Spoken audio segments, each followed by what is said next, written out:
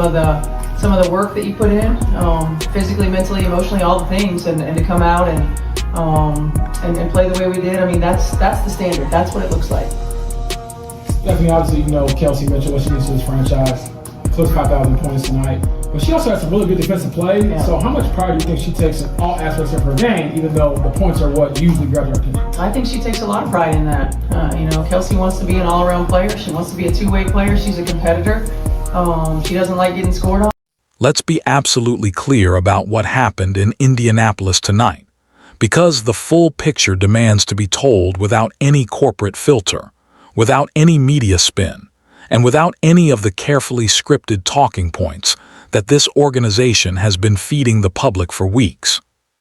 Stephanie White walked up to that post-game podium, adjusted the microphone, and for the first time in what has felt like an eternity, she acknowledged Caitlin Clark. She stood in front of the cameras and she gave credit, real, audible, on-the-record credit, to the player who has been carrying this franchise on her back since the moment she stepped foot in an Indiana Fever uniform. And you know what? We are not celebrating that. Not yet. Not until we dissect exactly why it happened when it happened and what it actually means for the future of this organization. Because here's the uncomfortable truth: the Indiana Fever front office desperately does not want you sitting at home to understand. Stephanie White did not walk up to that podium out of a genuine coaching revelation. She did not suddenly rediscover her basketball compass and realize that her franchise point guard is a generational talent. That press conference was not a moment of authentic leadership. It was a survival maneuver, plain and simple.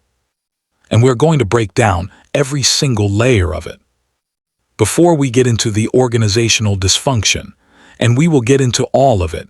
On the line, you get gassed. I don't know as far as what the issue was with the vomiting and whatnot, but we'll see.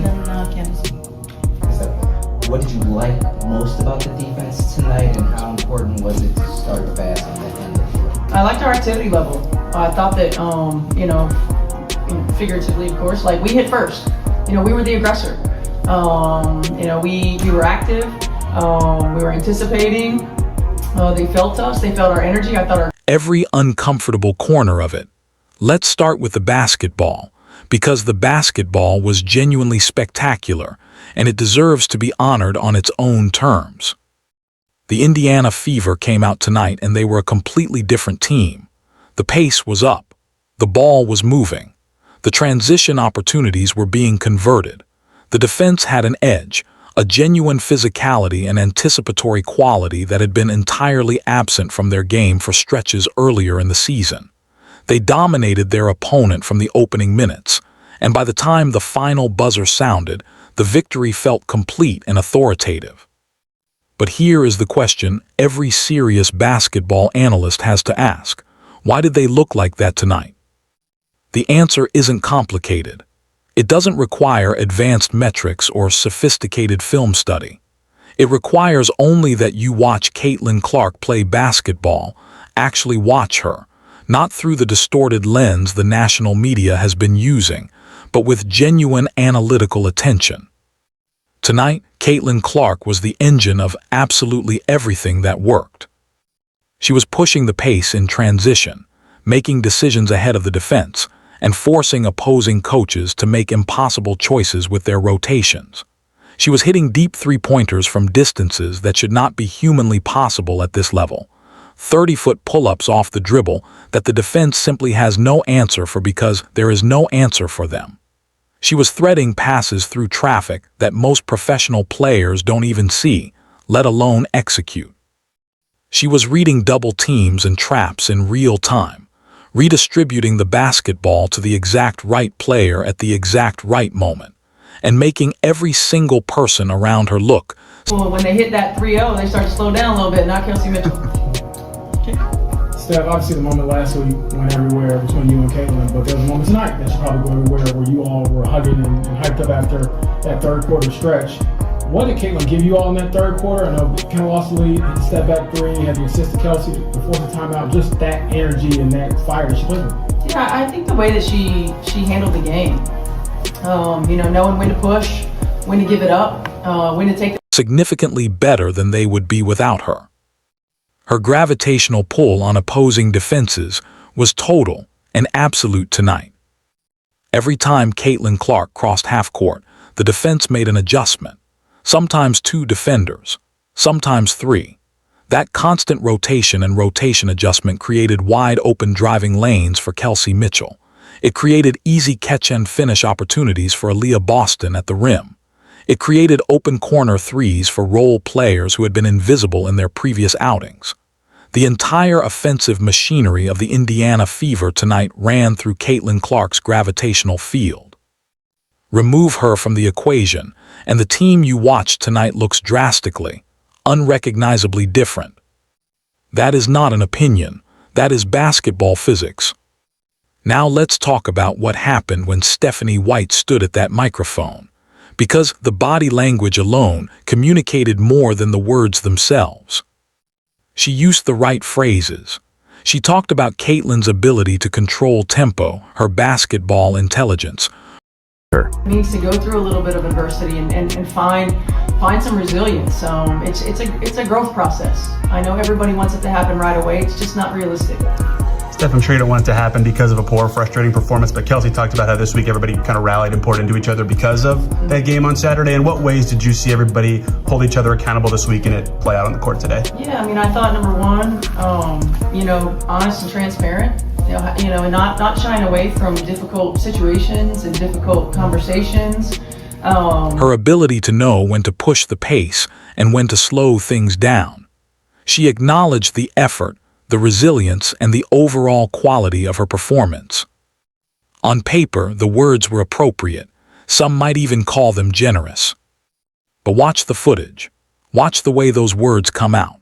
Watch the hesitation, the corporate-approved phrasing, the carefully rehearsed cadence of someone who has been coached, and we mean coached in the public relations sense, on exactly what to say and exactly how to say it. This was not a coach speaking naturally about a player she has fully embraced and empowered.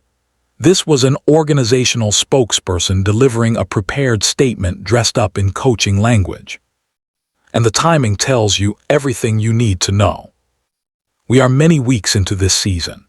Caitlin Clark has been the most talked about, most watched, most analyzed player in professional basketball for over a year.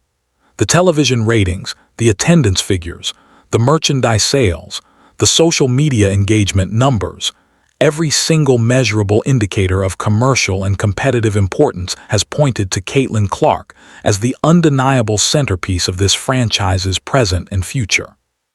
Yet it took until this particular post-game press conference for Stephanie White to publicly and explicitly give her the flowers she deserved. Why now? What changed between last week and tonight? The answer is not that Caitlin suddenly played better. She has been playing at a high level throughout.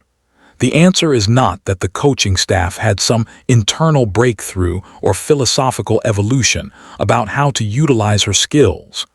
Coaching staffs don't have sudden ideological revelations in the middle of a regular season. What changed was the pressure. What changed was the volume of the outside noise.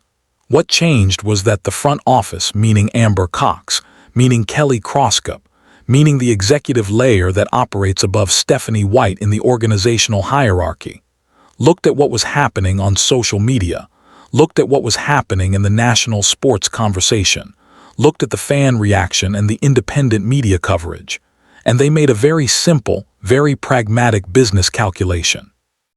They calculated that the cost of continuing to marginalize Caitlin Clark in public was now higher than the cost of publicly embracing her. That is the only thing that changed. That is the only reason that press conference happened the way it happened. Let's go back and revisit recent history, because the national media establishment seems to have developed a remarkably convenient collective amnesia about the events of the past several weeks. We saw Stephanie White scream in Caitlin Clark's face on the sideline with a ferocity that crossed every professional line imaginable.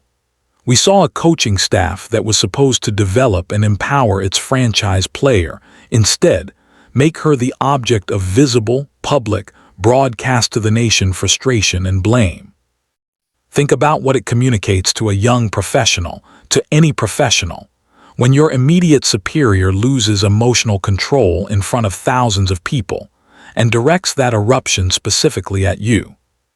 We saw Caitlin Clark benched just 4 minutes into a first quarter while she was playing well, pulled from the game, replaced by a rookie who promptly turned the ball over, while the broadcast cameras cut to Caitlin sitting on the bench with an expression that said everything her composed public demeanor never allowed her to verbalize. The stated justification was a minute's restriction tied to health management. But the timeline of that restriction's application, the specific moments when it was invoked, never quite aligned with any coherent medical or competitive logic. It felt selective. It felt targeted.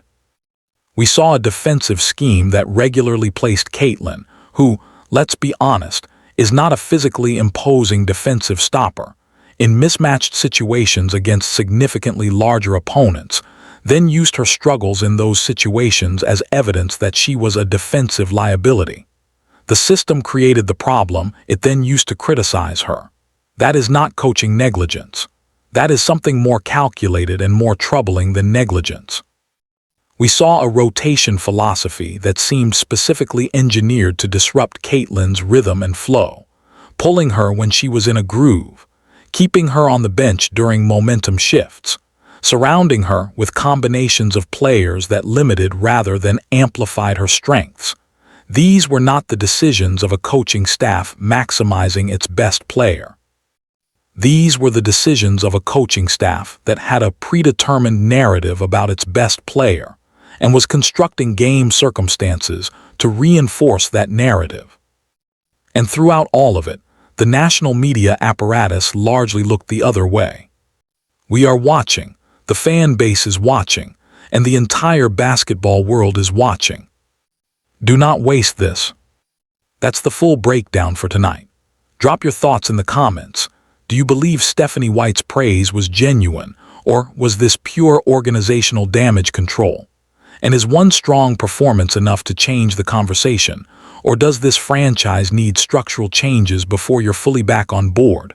Like, subscribe, share this with every basketball fan in your circle, and hit the notification bell, because we are on this story every single day.